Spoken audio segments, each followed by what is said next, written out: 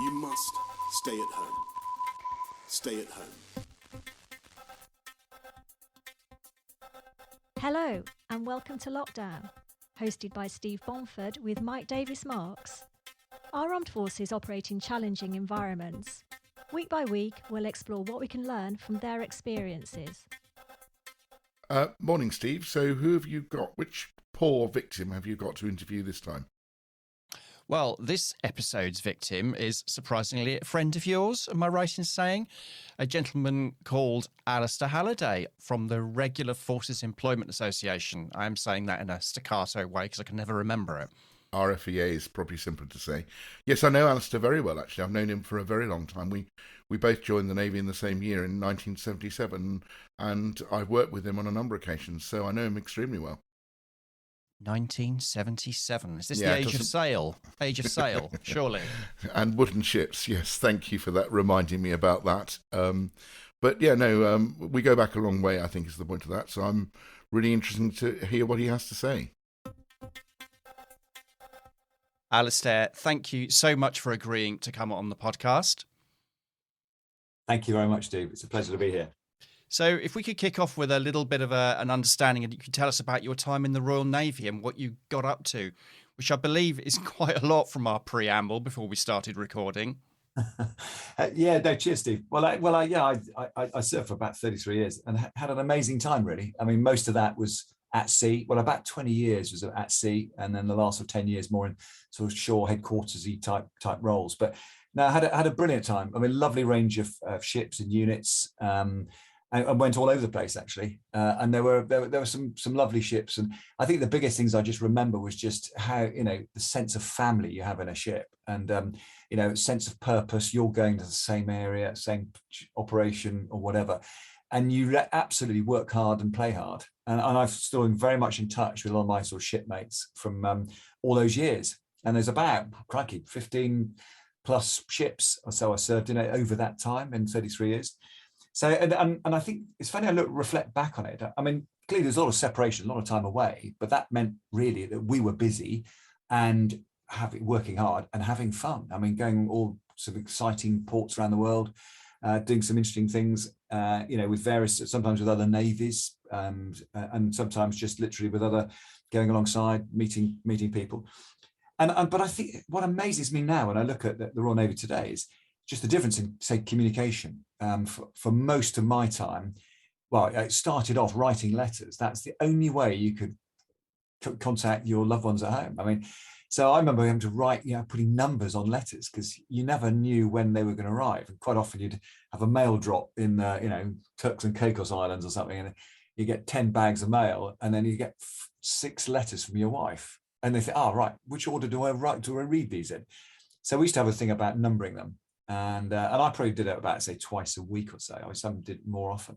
And then there was a period when, you could make a phone call, but it'd mean you'd have to book a call in some funny place, some phone place down in a high street or something in a port. And then we'd have phones on the jetty. And that was a real big change, probably about 20 years ago now. And then phones on the ship. And all these things, I suppose, made it easier to contact home. And now, in fact, my last ship was HMS Campbelltown, and we had emails on board. And now, of course, with internet and stuff, there's an awful lot more comms. But I'm just amazed, really, just how we did it, how we could be away for such a long time, with just exchanging letters and coming back after 6 months. It swings and roundabouts there, though, isn't there? Because, there is the distraction, of course, of what's going on at home. And if you're constantly getting updates of why the children are misbehaving at school or something along those lines, that can be quite distracting when you've got a job to do. I completely agree. I mean, in fact, in some ways, I wonder actually how it would be like that, today. I'll give an example. When I was in HMS Campbelltown, I remember we had a big, after a work, I went up to the town of Campbelltown in the Hebrides, in the Mull of Kintyre, and we had a big run ashore. A lot of ship's company, had a great laugh. Next morning, it was a Sunday morning, and I got up. Beautiful morning, and I went for a run and all around the southern end of Mull of Kintyre. I came back feeling, and I was going to read a lesson in the church there, and I phoned home, and my wife said, "Where have you been? Overnight the cat has been ill, and the girls have been a nightmare, and the roof leaked." And I had about 3 things. said, and you're up there. And I thought, well, what can I do? You can't come home easily from Campbelltown.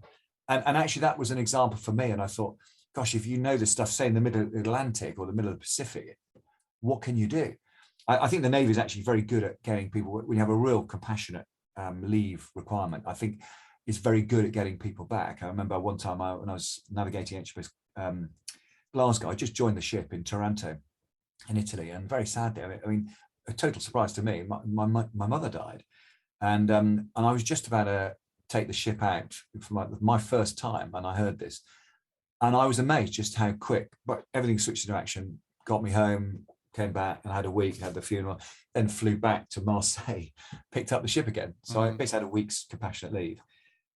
So I think, it was good to kick in, but it's the sort of thing, okay, if you're in the middle of the Atlantic on passage or in a big exercise and you hear some bad news, I think it's really quite difficult. And it might be more low level than that as well, just like the roof's leaking, where are you, what can you do about it, or the cat's been put down or something, this sort of thing. And I know submariners have been used to this for a long time. I mean, it's pretty tricky for a long deployment, a long patrol. And I know they have a thing of, sometimes they would decide beforehand if they wanted to be told about stuff and come back. And I think that's a live issue. Yeah, but it's great time. I mean, there was a lot of sort of time apart, but I mean, I suppose it meant my time with my partner and then wife was more special. But it was quite tough, I suppose, bringing up the little ones. But I had a job satisfaction of it. Going all these parts of the world was just phenomenal, and doing a job, at the height of sort of its effectiveness, and you get an ops room team or a ship's team in the Gulf. Like I was in the Gulf about 3 or 4 times, really worked up. I mean, the buzz you get out of being a real frontline operational unit, I mean, it's really brilliant fun. And then, after the exercise, rock into Bahrain or Dubai and have a high old time. So no, it was a great period, and I always will cherish it, and I'm still in touch with a lot of my friends and sort of shipmates I served with. Great time. So what happens during a run ashore stays at the run ashore? Is this what we're saying here, or what you're saying? Well, actually, there's an interesting mix of getting out, seeing the place. But I mean, quite often you are on duty for, at various stages, 1 in 4, or it might be more regular than that. I mean, against some of the ports I was in, I was duty every other day, like Corfu. I seem to remember when a couple of other people had their loved ones coming out. But I mean, there's quite a bit of entertaining, actually. That you do need to. In the old days, it was called showing the flag. So, have a reception, have quite a few people on board, like dignitaries and stuff. And then as well as later on, when I was lucky enough to command a few ships, I mean, you're entertaining. You have a lunch party or so for, the mayor or the head of state or the head of police or something.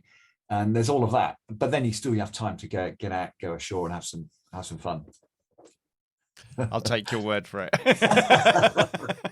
Yeah, no, great. It's a very special time. So I mean, absolutely, it is work hard, play hard, and even after that, I mean, the shore roles are good as well. But I mean, it's like anyone in a shore job, it takes a bit longer to get to know people. I think when you're in a ship, and the people know, if you're in the army, you're a frontline unit or whatever, or the Air Force, you get to know people so quickly. I mean, you can have a week at sea, full on defence watches doing stuff, and then you rock up to a little port like Milford Haven or something. You go ashore in a mine hunter.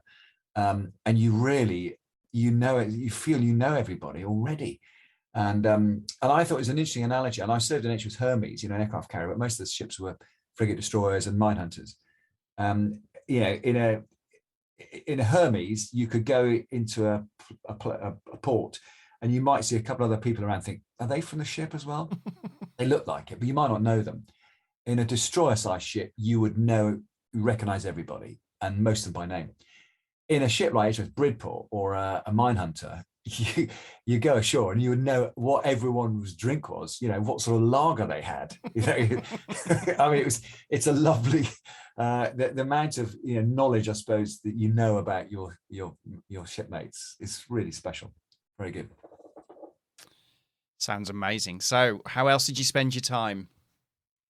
Well, actually, I mean, again, it's a very good question, because I love music, and one thing which I got into, and it was playing the accordion. I mean, when I say what else do I do, a lot of sport, if you can, if the weather's okay, you know, flight deck sports and fitness training and stuff, circuit training. I used to do a lot of that. But actually, you know, people would read and stuff. But for me, I've always loved music, and I play the piano. But my captain in HMS Gavington, which is a minehunter, an old 30-year-old minehunter in about 1984, we were away for 9 months. And the captain was a legendary guy called Bernie Bruin, who got the DSC in the Falklands for defusing mines and bombs, actually, in the Falklands conflict. And he was a great fiddle player, and he was well known for it. He used to play the fiddle standing on top of a mine when he was defusing it. He was the legendary Bernie Bruin, and many people, I'm probably remember him. And one day he handed me this, I think we were in Taranto in Italy, and he handed me this box. It said, and he called me Charts because I was the navigating officer. He said, Charts? I said, yes, sir. So I want you to accompany me on this. So he handed me this box. I said, all right, sir. And I looked at it, I thought, what's this? I opened it up. There was a melodeon, like a button key accordion inside it. I'd never played it before. So he played sort of Scottish and Irish jigs and reels on his fiddle. And I learned about 2 or 3 chords, you know, probably G and A minor, you know, and I actually got, it didn't take me that long, but this thing was push pull. It's a bit like it's not you know, it's a special type of accordion, but it's like a squeeze box, isn't it? Isn't that what it's a total squeeze box? Yeah, it's a squeeze box, but it wasn't a concertina. It's bigger than a concertina, right? But it was push pull. So if you push it one way, it's a different note than if you pull out. If you know what I mean, like a mouth organ.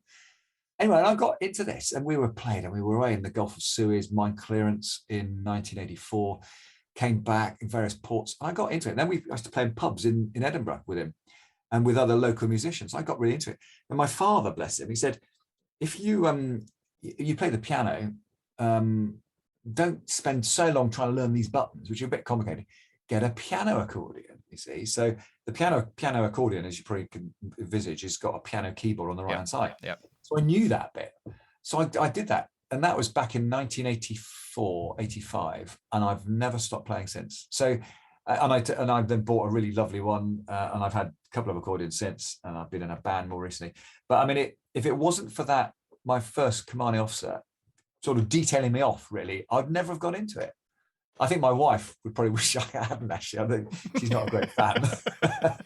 She's not a great fan, but I mean, God, you can have a lot of fun with it. I mean, when I was driving, when I was in HMS Manchester as the captain, I was playing on the bridge wing once, and then the club swinger, who's a fantastic woman, she was the quartermaster, and she came out and started doing the sailor's hornpipe on the bridge wing. And she had been in the sort of display team, you know, years ago. They used to do the sailor's hornpipe with all the kit and everything. And she said, and so I was playing the sailor's hornpipe on my accordion. She was dancing it superbly. And then we thought, we had an idea. So, well, let's get a team together. So we got this dancing. I mean, we put a thing on daily orders for, I think, 9. So I had a mixture, male and female from the ship's company, including there was one officer who was the weapons engineer officer, lieutenant commander. The rest were all the ship's company, and her name actually was Sue Howe. She drilled them and trained them, and that was our party piece. So for these big receptions, I remember doing one in Quebec, one in Montreal in Canada, and after the main bit of the reception, we'd finish it off with this display of the sailor's hornpipe. It was fantastic, you know, really good way to end a cocktail party, sort of thing. Yeah, so I mean, and you know, you probably heard of the term sods opera. You know, there's a lot of scope. I mean, a lot of people in ships. There's a lot of talent, frankly, and people playing the instruments, coming up with sketches, singing, doing stuff, which is really funny, quite in jokish sort of thing. You know, normally, you know, taking them, you know, having a laugh about people. And that is a real thing. And so if you're having a sods opera, there's quite a big build up for it. And we did that a lot in the best places. Are in the warmer place like the Mediterranean or the Gulf. You know, it's more difficult to do a sods opera on a flight deck in the North Sea sort of thing in winter. So it tends to be when it's sunnier climes. But yeah, great fun. And I think at the end of the day, it's a bunch of people working hard. And if you're away at sea for a long time, it did some quite long times between ports.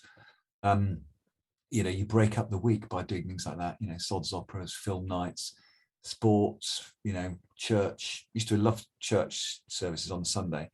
And I know when I was captain, there was an incentive. I used to get the welfare fund to agree to a bottle of rum for each service. So you'd make wobbly coffees. And it's amazing how the attendance rate was. Yeah, it's quite incredible. I used to come home and impress the local vicar. He said, "Wow, what was the percentage of ship's company you got?" I said, "Well," and I realised it's a much higher percentage than. But yeah, there were a few incentives like that. But it's great. So, I think you need to write a book, to be quite honest. And I think we could spend this entire podcast talking about this. You're telling this in quite a sort of entertaining way, and I really can't get that image of someone standing on a mine, diffusing it, stroke playing a fiddle at the same time. I think we have to ask, is there anybody out there who has got a photo of that? Because that would be worth seeing. Or do you have a photo of that? I do, yeah, I do. I have. I mean, in fact, there's some books, most books written about the Falklands mention Bernie Bruin, but I've got some pictures of him doing exactly that. I mean, and he actually diffused bombs in Ajax Bay, and that was a classic thing. Do you know Rick Jolly, who is the amazing late Rick Jolly, was in charge as the surgeon commander. I think he's a bit concerned about this bomb being diffused, next to the hospital bit. So Bernie put a load of sandbags around it, and then he was still a bit concerned. So he put his sleeping bag inside the thing and played tunes inside the sandbags, right by the bomb, and he slept next to it, just to show how confident he was in his ability to keep it safe. Wow. Quite an amazing guy. I do like the phrase "a bit concerned." That's the British understatement, if ever I heard it. Look, we're going to have to crack on with the rest of it. Sure. And let's talk about what you actually spend your time now doing. Yeah, okay. And I've got a few questions for you. Okay. So when did you leave the Navy and what did you do and how did you end up? I'm going to say RFEA for the purposes of brevity, but how did that journey happen? Why did you end up working for the RFEA? It's a great question. I mean, I left in 2010, and I was around 50, and I'd had a fantastic time. And I knew, obviously, I could stay until for another 5 years. But I had sort of thought, if the right sort of thing comes along, and I was very lucky that I was pinged.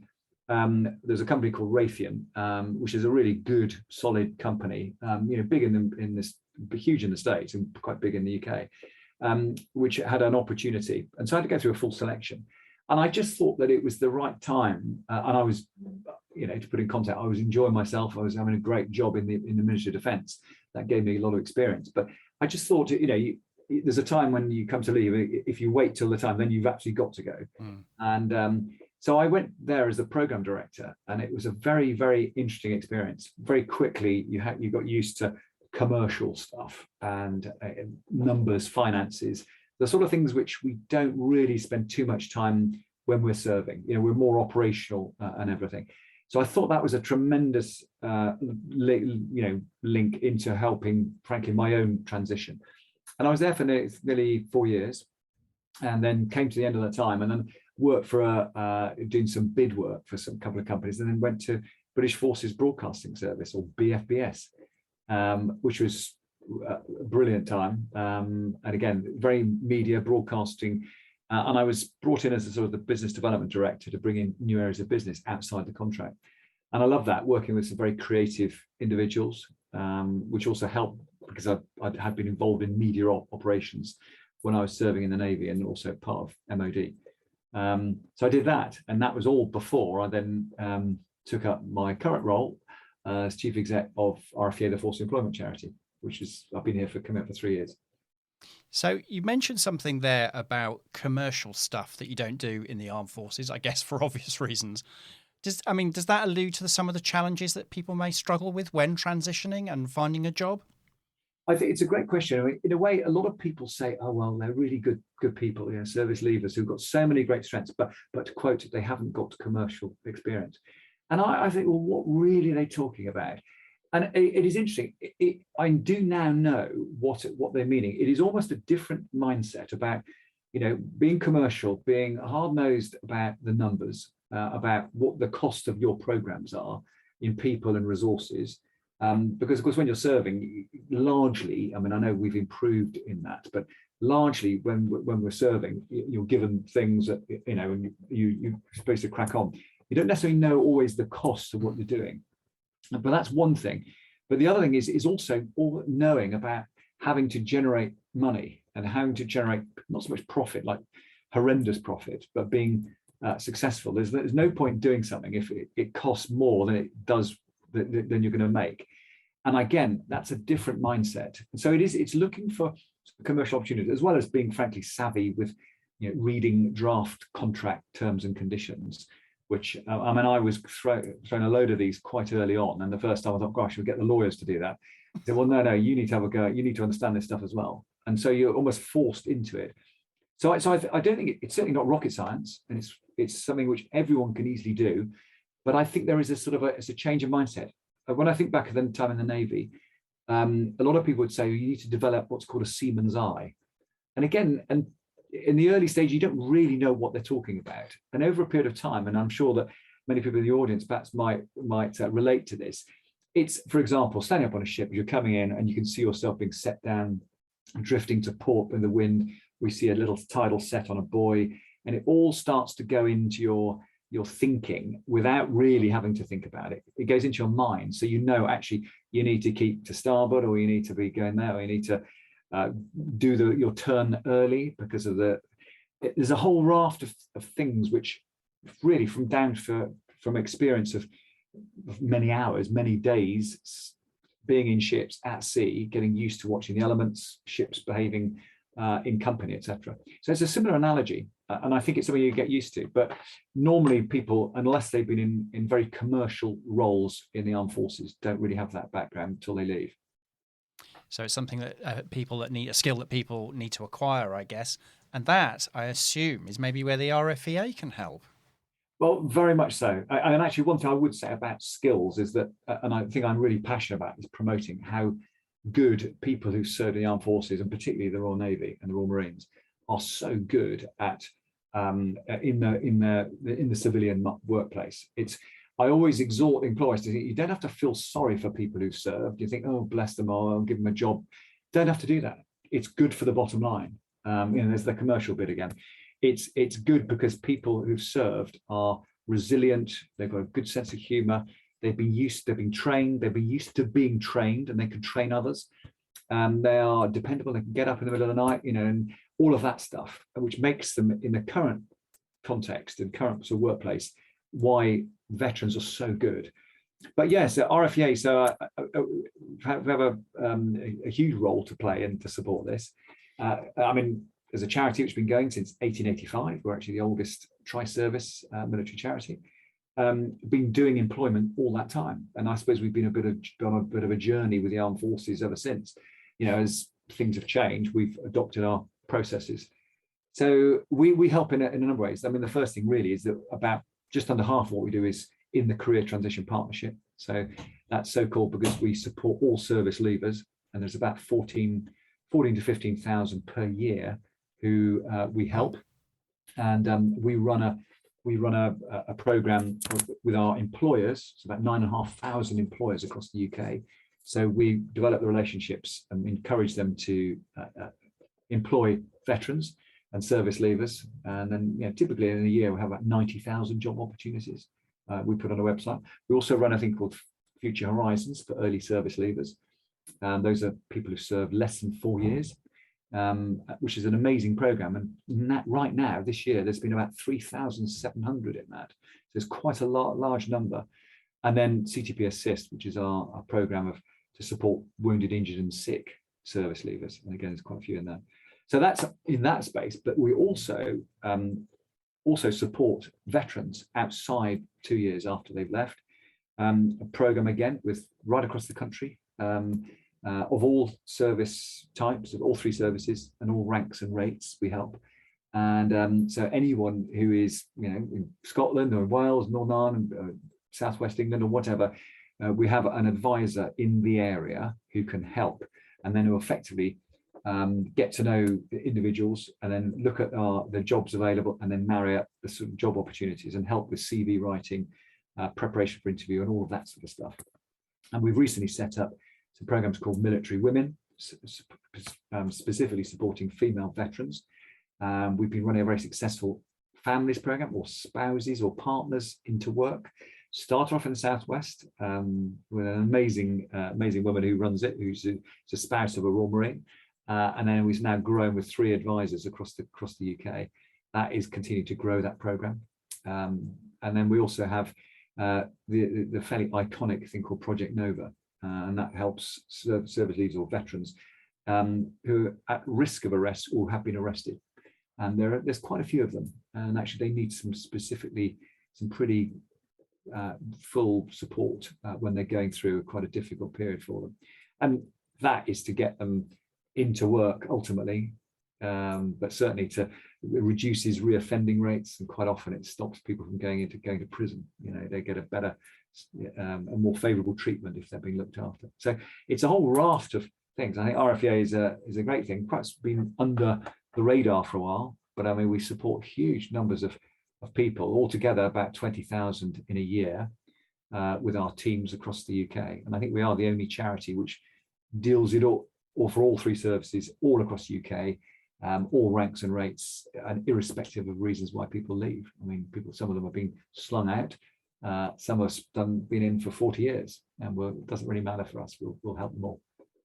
Thank you for that. I must admit, in our preamble before we started recording, we talked a little bit about this, and I was surprised as to how big an organisation it is. I mean, did you say there was 135 employees?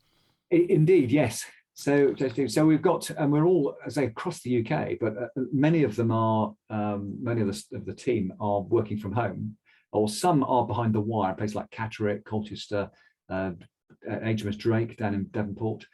So some programs actually really require them to be there. But yeah, so we've got to each region is set up with a team. I mean, certainly in our veterans program, so we've got coverage across the whole country. So like Project Nova started off with a few people in East Anglia, and then it grew steadily up the east coast of England. And when I joined 2.5 years ago or 3 years ago, it was largely there. Now it's in Greater Manchester, Merseyside, Southwest, a bit of London, and the West Midlands as well now. So it's growing, but yes, it's quite a lot. And I think we're all about delivery. We don't have volunteers. It's all professional trained staff. So we're a charity. We're not like some perhaps which rely on a lot of volunteers. And it means that everyone is trained, all the various things in terms of advisory training. Everyone's mental health first aid aware, because a lot of it is dealing with vulnerable veterans, and service leavers can be quite challenging itself. And so it's a good spread across the country, and they're all used to working remotely. Well, given what we've all been through in the last 18 months, that's probably a good thing, to put it mildly. One of the things, well, there's a couple of things. The reason we actually spoke the very first time, I'm trying to think, I think it was very early this year or late last year. And of course, we were in the middle of various lockdowns. We had the furlough scheme. And obviously, the vast majority, well, not the vast majority, but a significant chunk of the population were sat at home whilst being paid as we kind of transition to this hybrid model. And I'm just wondering, we decided to do this much later because we knew the furlough scheme was coming to an end, and obviously it comes to an end this month. I'm just wondering, given that's ending, and I think the world of employment has changed quite a bit in the last 18 months. We obviously heard this word hybrid that I've used a couple of times. What do you think the challenges are that we as a society, and more specifically the military communities, are now facing? It's a great question, Steve. I mean, we've seen a quite amazing sort of change in things over the last 18 months. I mean, I think if you look back at 18 months ago, where we suddenly were, where vacancies were cut massively. I mean, almost at a stroke, we lost over 50% of the job opportunities. I mean, employers suddenly stopped hiring people. And that had a big effect. I think the first month, going back to last year, almost people went quiet as well. They were getting used to the lockdown, I suppose, and weren't really after support. But then we saw a huge rise in veterans' need for support. But it's interesting what happened in the economy. And I think it's where, when you look at some areas, obviously like the aviation, retail, hospitality industries were really massively hit in the early stages.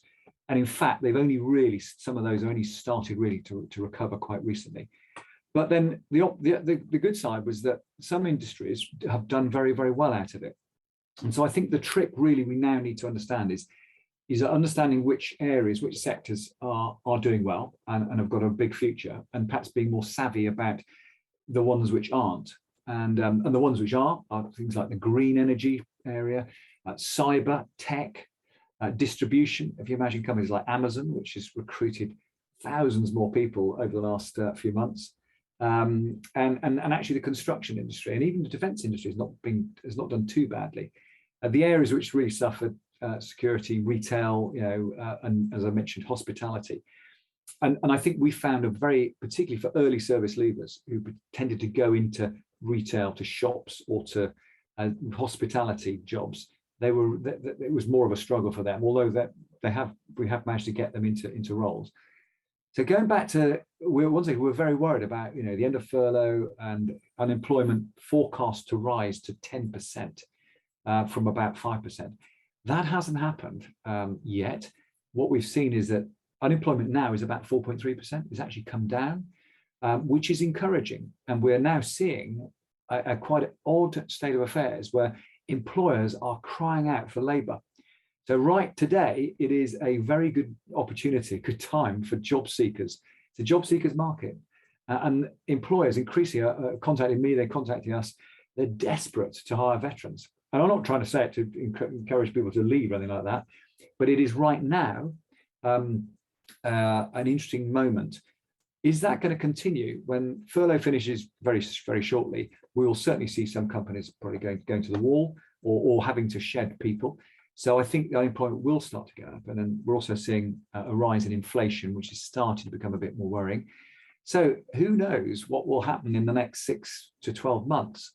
So I think we're in a bit of an odd position right now. Literally, it is a job seekers market, as opposed to there's not enough jobs to go around. So I was just thinking about inflation, which is one of these things we hear on the news, and obviously its prices going up. How do you think that's going to affect the employment market? And just to give it, what I'm after is, we see these figures on the news, but what does that mean in people's lives in real terms? What do you think? How might that manifest? Well, I think the main thing is really about the cost of living. Really, I think that's the biggest factor.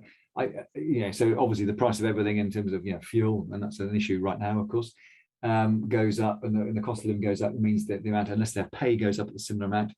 But if companies can still continue to grow and increase their pay by a similar amount, then you could say it's got less of an impact. But I don't think that will happen. I think we're heading towards, it's not sort of a full recession, but some very challenging periods in about a year's time. And I think some of the things which have happened, the government interventions recently have masked some of the real impacts, but they can't keep doing that forever.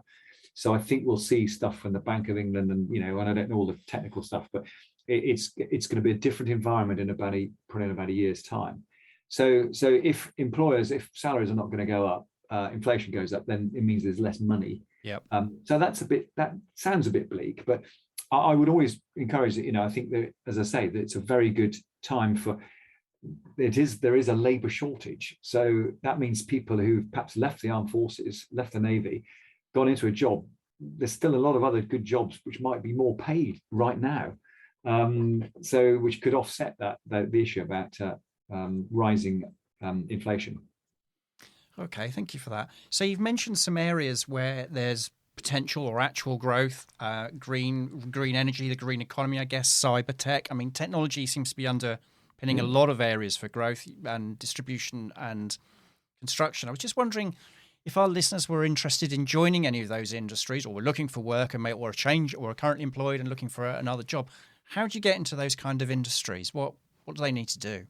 Well, it's a good question. I mean, we obviously can advise on this. I mean, what we've done recently, we've been setting up more, I would call them pathways. When I say we've been setting them up, being more aware. Going back a couple more 4 or 5 years ago, there were any pathways into any of these. So if anyone wanted to go into utilities or the defence industry, you just had to sort of carve your own way.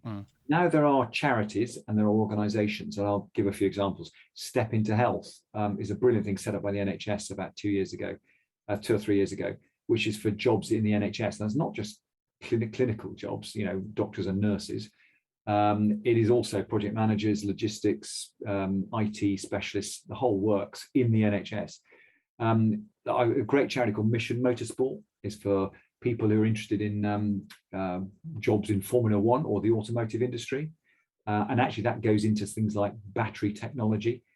get back to the green thing. So there is not just about big diesels and stuff. It's a lot about green technology in the automotive industry. And there are others. I mean, there's like High Ground, is another charity that helps people get into outdoor, whether it's gardening or not so much full farming, but outdoor stuff. And I can list a load, build force into the construction industry. So what I'd suggest, if anyone is interested in either a change of career or something, come on to the RFEA website, we'll get to our advisors, and we can then make that connection. And it comes across to me when I go to some careers fairs, and you see a lot of really excellent service leavers. And some of them might have done quite a bit of preparation. They're very smartly turned out, but they don't necessarily know which area they really want to go into. And they might have a chat with an employer like, some Babcock or a utilities company. They go along to the 2 or 3 stands along and have another good company. And whoever almost they see first, they could end up going down that route, which could be okay. But sometimes if they have a bit more understanding of the sector, they might have a better understanding that is the one for them. And I think we're getting better at creating these pathways into these particular sectors. Do you think there's an issue around articulating military skills in civilian terms, this idea of transferable skills? I mean, have they, if you're an engineer on board a ship or within the army, those skills clearly will relate to some way. But if obviously say you were a tank engineer or a ship engineer, there may not be a direct correlation on Civvy Street. Do you think that's a challenge for people to make sure their CV and how they talk about things reflects their actual skills and how that would be usable? How they would be usable. Is 100%. I mean, it's such a key issue. I mean, I think, again, in the past, certainly when I joined the Navy, I mean, there was hardly anything which was any of the training. I mean, there's a lot of training now which is accredited. And so, people come out with NVQs in various things. So I think the service will be very good at where they can, giving a full civilian accreditation for their military training stuff, So that's one thing. So we're in a better place than we were, 20 or 30 years ago. But what's more important then, as you say, it is the sort of transferable skills. And I would say as a generalization, most people when they're serving, don't really know the real value of what they can do on almost daily basis. And so again, it's very much a key thing which we try and do is to make sure people have confidence in talking about their experiences in a way which actually will impress future employers, whether it's in an interview or even writing it down in a CV. And I would give lots of examples, really. I mean, you can have, let's say, the youngest, relatively junior sailor or soldier, let's say, or Royal Marine. Very early on, they're going to be leading people. I mean, you could say a young lance corporal, let's say, in the Royal Marines, or let's say a young able seaman in the Navy. I mean, will suddenly be taking charge of the folks, taking charge of people. So they're managing people, and so they're getting used to looking after people from a very early age. There can be people in their sort of late teens, certainly, or early 20s. And you go into civilian life, as I have done, you meet somebody who might be 30 years old, and they say, oh yeah, I've just now got a team. I've got the first person I'm managing. You think, really? It's that sort of thing, I think. And of course, being led as well means that people are very used to being led, understanding what they need to do, and actually getting on with it. But I mean, I think there are so many things. I mentioned some of the key attributes, but yeah, if you've been an engineer in a sort of technical role, it's easier to make the read across, and some ping straight into, say, the defence industry, or you can have somebody in the Royal Signals or a communicator in the Royal Navy who's already got a good cyber background, bang, without much extra training. So they've all got those direct transferable skills. But actually, for most, and certainly, say for my own background, warfare, it's about management. I mean, if I'd gone into a job as a harbour pilot or using my direct navigational skills, that's great. But there aren't many jobs like that. So I've used much more of these wider things to help me when I get on. Oh, that's interesting. So what about culture of the military versus culture of Civvy Street? Because we get, when we work with ex-service people and, some serving people, we get a real sense it's quite two different worlds, aren't they, in some respects? Do you think that sometimes comes as a bit of a shock to people as they transition? I think it does. I think it certainly does. And I think, in a way, I think if people have, I mean, it's fantastic serving in the armed forces, and particularly the Royal Navy, as I found. and you can be really proud of the service. But there does come a sort of time when you need to move on and move out of it. I think the great thing about particularly the Navy is that I think people tend to be quite chameleon-like, really. I mean, you're used to moving on every couple of years, perhaps from a job, ship to ship, or into a shore job or whatever. And then more recently, or more likely nowadays, working alongside civil servants or working with contractors, some civilians, and some, particularly engineers, are hugely experienced in this. So it's not such a big change in terms of moving out of a military environment. I think if you go straight from a frontline ship on operations to leave and go straight into a civilian, that's quite a big jump. And the same thing clearly applies in the Army. I mean, the Army in a way has more of I wouldn't say regimented, the way they serve, particularly is in a large barracks, and it may well be that they've been in Marrow quarters and this sort of thing. So quite a few people do use all of these facilities which are there to support people, which is great. But if you continue to use those all the way through your serving life, and then there comes to a stop at the same time as you're looking for a new job, that also increases the challenge, I think, of transition. So I think there's something in here about weaning ourselves off the in-service support during the time ahead of the final transition space, and then that does help. And I would say the other thing is, again, it doesn't sound a bit trite from me, but I think when people do leave, there's something about embracing the new culture of a civilian workplace and being proud to have served and looking back and having all those great memories, but not letting that dictate the way people do it in the workplace. Because frankly, if somebody's keep talking about their experience at Afghan and whatever, after a while, people in a civilian workplace will get a bit tired of it. So I do think it's easy for me to say that, but some people clearly want to hang on to it for more than others. They wear the ties and even carry their rank if they want to. I personally think the more you can move on, embrace the new working cultures and enjoy it, that will probably lead to a more successful transition. But it's not ditching all the great things we've learned and experiences, because they can be valuable, but not overdoing it somehow. Wise words indeed. So you and your organisation does an awful lot. How can people seek help from the RFEA? Well, I think it's in two areas really. If people are in the process of leaving, they sign up for the Career Transition Partnership, and so they will come through, and our team will be helping advise them. And then, as I mentioned, this, tying them up to these roles. If you're outside the 2 years post-discharge, then contact RFEA through our website, rfea.org.uk. And then we'll, depending on where you are across the country, we'll tie up get an advisor. And if there are specific needs that we will identify, I mean, say we look after more vulnerable, or if, say a spousal program. So again, it's not just for service leavers, it's also for partners and families. Please be in touch, and we'll allocate one of our advisors, and then we can advise what sort of support you actually need. And we have a call centre in Birmingham which deals with the telephone calls as well as the initial response when people just come through the website. Okay, and that already starts to move people depending where they are in the country and what sort of support they need. Okay, that's brilliant. So just on the COVID front, are you doing face-to-face? Are your advisors involved in face-to-face, or is it up to the individual? How's that working? We are. When COVID first happened, of course, we switched completely to remote working, and actually it worked okay. But I think certainly, particularly the more vulnerable veterans, I think we certainly did miss that face-to-face.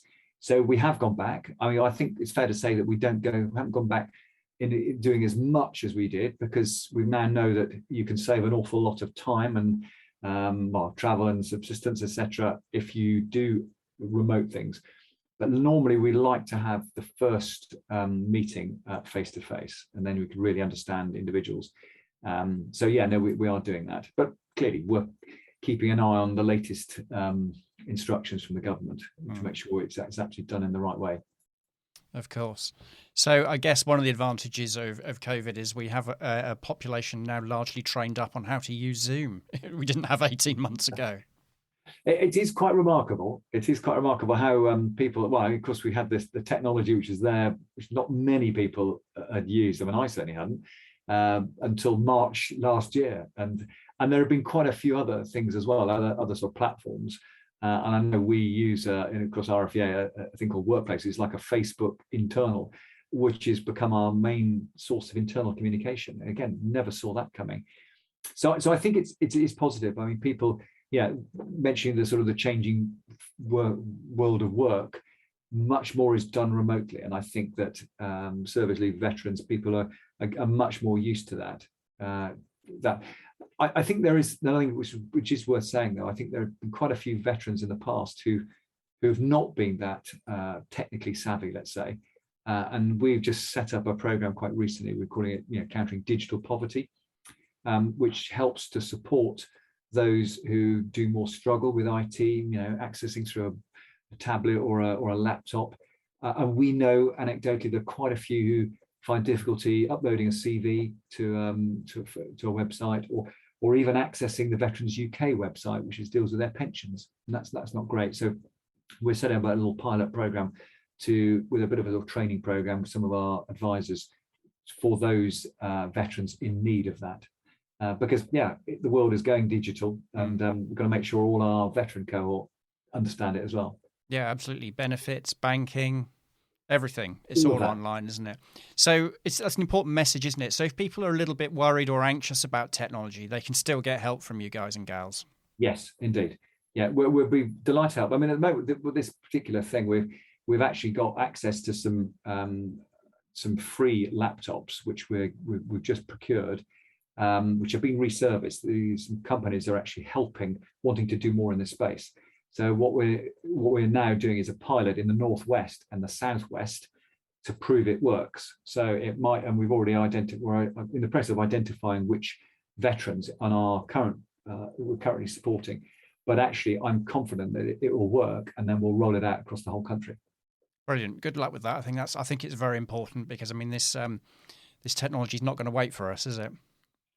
No, not at all. And I think, because some people say, oh, well, all the youngsters are all going to be absolutely fine with this. Well, yes and no. I mean, some youngsters also struggle. It's not just a case of, the older generation have difficulty, but it's, again, there's, more and more stuff is being done online and more support things. And I think COVID has absolutely accelerated that whole process. And I think when people, companies are the same, and certainly RFEA is our charity, we have saved money through remote working and having training done online, and more online training and conferences and this sort of thing. So when that reduces all the flogging around the country in trains and cars and stuff, and I think we want to go back to, and you mentioned earlier on, Steve, about hybrid, it's capturing the best things that we've learned recently, and then marrying that with what we needed to do before, and somehow coming together as a hybrid thing. In terms of like going to the office, and I'm sure we don't need, those who go into offices don't need to go in the same amount as we used to. But on the other hand, we will be to benefit from the teamwork and all the rest of the stuff by being together from time to time. Yeah, I couldn't agree more. I must admit, I'm quite fond of quoting this bit of information, but I was, not long after lockdown, I was reading a report by McKinsey, the management consultancy firm, who was saying that 5 years of digital development had happened since the 8 weeks of lockdown globally. And by way of an example, they talked about South America, which is not a continent known for its internet infrastructure, saying that 13.5 million people had been online shopping for the first time in 8 weeks. I mean, that's just mind-boggling, isn't it? And that's a very simple thing, obviously, shopping. But yes, interesting. So who knows what Zoom will look like in 5 years' time? Yeah, no, it is a fascinating thing, just how much, and even for those who have been using it, even it's been developed, and it's continued to improve, hasn't it? From when the first time when we all jumped on Zoom meetings last March. It's a much more sophisticated thing now. So the way it is developing is very impressive. Yeah, we've all stopped saying you're on mute. You've got that far. Well, That's absolutely brilliant, Alistair. I'd just like to thank you for coming on the podcast. Lots in there. You've made a bit of a forecast for 12 months' time, so I'm afraid I'm going to have to invite you back on here in 12 months, and we'll compare notes with what you said in this episode, if that's okay with you. I'll be delighted to come back and offer any support or any help or advice or whatever for people who are either considering leaving or whatever. But yeah, it's going to be, I think we've gone through an interesting period, quite a challenging period. We're in some respects in a better position now than we thought we might be. But yeah, forecast 12 months away. It's going to be an interesting next 12 months, I think. It is indeed. Lots for service leavers and veterans to look forward to as well. As I say, it's a job seekers market right now, and people need veteran skills, which are really impressive. Indeed, they do. And if you provide the information, we can put the links and what have you in the description for the podcast. So listeners, all you need to do is look at the description and the links will be in there. So no need to remember the website. Just click on the link and head to the RFEA Forces Employment Charities website. Thank you very much. And you. Thank you very much. Mike, I think you'll agree that was another interesting chat. He's certainly done a lot, hasn't he? And I do like his enthusiasm. Yeah, he's a fantastic chap. As soon as you mentioned Alistair Halliday was going to be in front of your mic, I knew that there would be lots of, as you call them, dits about his naval career and also the valuable work he's doing with the RFEA now. Yes, and I quite like his musical talents as well. There's a few ideas in my head there that we might be able to get him on for a Christmas jingle. Yeah, Alistair is one of those people that you want to go on a run ashore with, run ashore being the Navy slang for going out for a drink in an evening. And because he's so versatile musically, if there's a piano in the pub, he'll sit down and play the ivory on the Joanna. He can play an accordion, which occasionally he brings around with him. And actually, when he left Mod, we gave him a banjo as a leaving present. He's very accomplished musically, so he's always around to liven up proceedings. You did make a run ashore sound like a very dignified affair. That's kind of not the impression I've been getting. All the run ashores I've been have been entirely sober and very dignified. I don't know what you're talking about. You can neither confirm nor deny. Anyway, we also use it as a term to describe a person. So if someone is a good run ashore, it means that you enjoy going for a drink with them because they're fun and interesting. And Alistair is certainly a good run ashore. Okay, so one day I might get some stories out of you there, eh? One day. Well, he gave you quite a few stories during the interview. I thought there were some really fun things, and let's not forget, we're glossing over the fact he had a very successful 33-year naval career. And he and I, although we joined in the same year, 1977, and we both went off to university at the same time, we then diverged in that he went and floated on top of the water, what the Navy calls skimmers, and I went below the water in submarines and what the Navy called sun dodgers. So our paths only crossed when I fired pretend torpedoes or green grenades at him during naval exercises. Did you win that confrontation, that training? He never knew for a second where I was. But then again, of course, he was mainly involved in minesweepers and in air defence ships, destroyers, which aren't optimised to find submarines. So it wasn't exactly a fair game. I think you should be gloating a bit more, to be honest. Can you not see me gloating as we speak? But like him, I specialised in navigator. He specialised in navigator. We both commanded at the same time. He commanded Manchester when I was commanding Turbulent, and we've got a lot of mutual friends as well. So our paths, and then we worked together in the Ministry of Defence in the Department of Public Relations and Media. So that was a very interesting experience. Is there a story there? Well, apart from giving him a banjo as his leaving present, no. I think we had very similar views about public relations, which is that you needed to be upfront and honest and out there, and not trying to cover things up. So we always felt that honesty was the best policy, and we were trying to be as open and transparent with journalists as we possibly could. And we both agreed that we needed to be positive and on the forward foot, rather than reactive and defensive.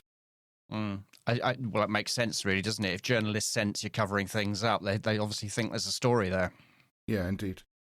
He left the Navy just slightly before me because he was offered this role in Raytheon, which he talked about, which was a really interesting period. And he talked about the transition from the services to the commercial world, and actually the need to acquire commercial skills. He talked about you have a seaman's eye when you're at sea, understanding how a ship works or a submarine works.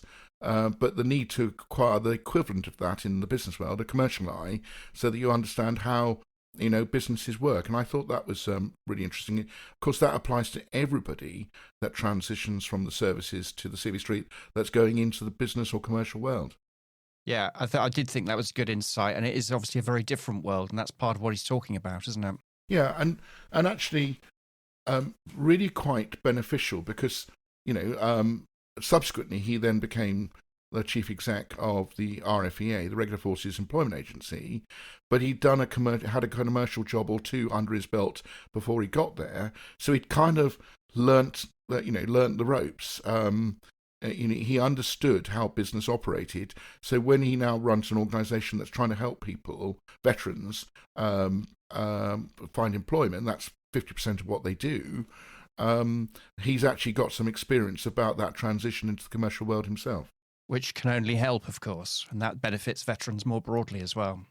Yeah, absolutely. I think RFEA, he said it's the oldest tri-service charity. I didn't know that before your interview, so we learn something every day. Every day is a school day, isn't it? It certainly is. To be quite honest, I'd never even heard of them until it was suggested to me they would make for a good podcast, so I've learned quite a lot, as usual.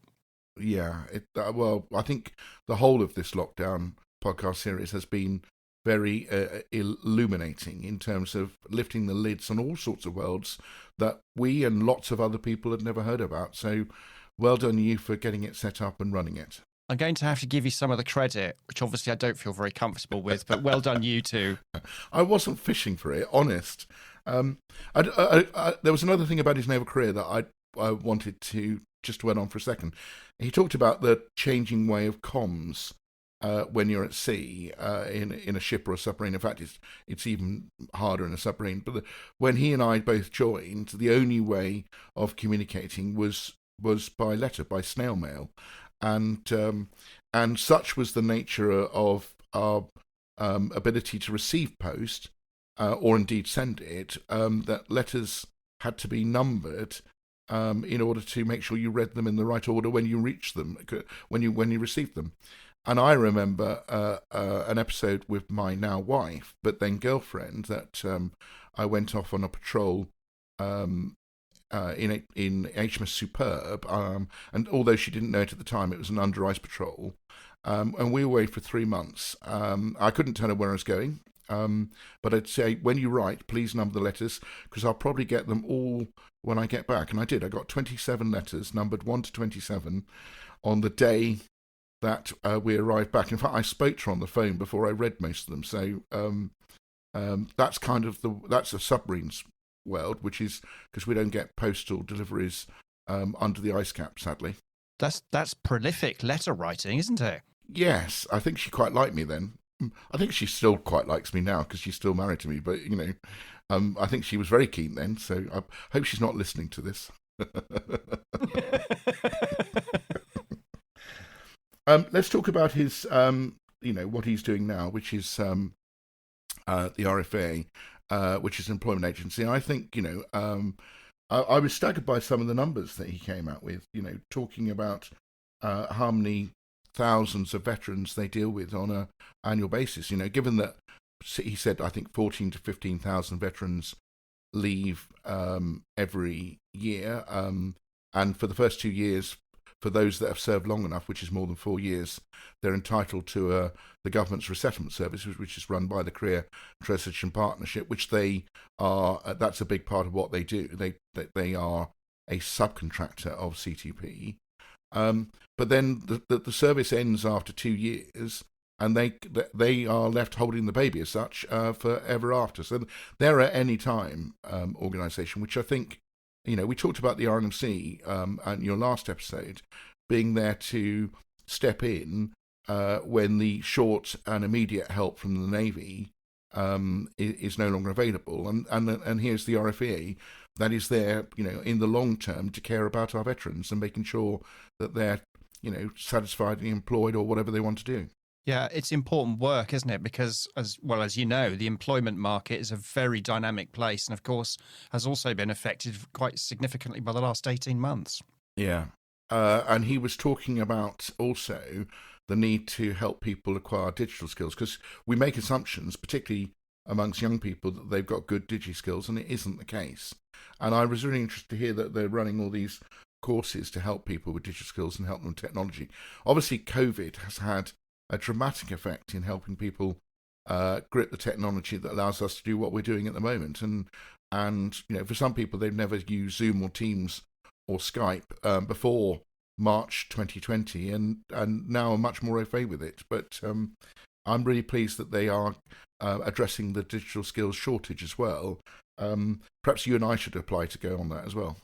That's exactly what I was thinking. I think we should have done that before we started doing all this podcasting. Life would have been a lot easier for us. You used an interesting term as well, digital poverty. I've not heard that before, but I think it's quite a emotive but accurate way of describing people that lack digital skills. Yeah, because I think the idea of having a phone doesn't necessarily mean to say you're able to use it or can use it for business purposes or job hunting. It's not necessarily that practical.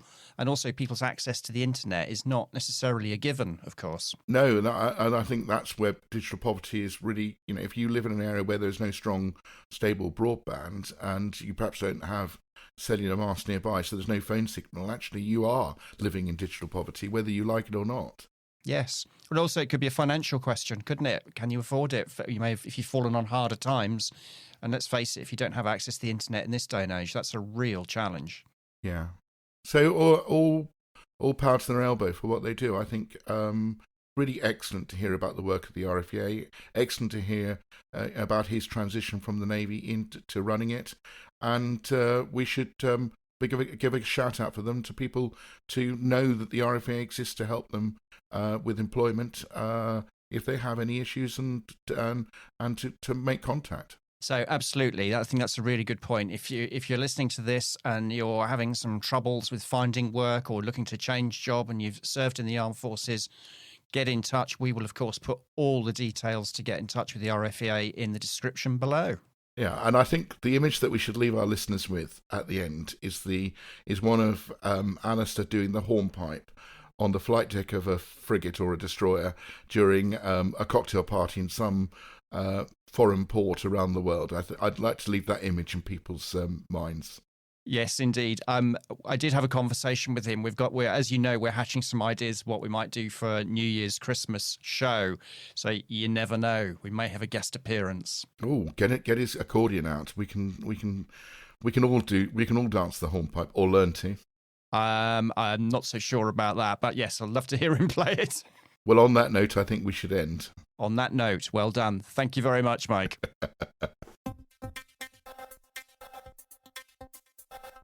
Thanks for listening. The Royal Navy and Royal Marines charity exists to support sailors, Marines and their families for life. If you or someone you know could do with some support, give them a call on 023 93 87 1568 or drop them an email on support@rnrmc.org.uk. If you enjoyed this podcast and want to hear more, please subscribe.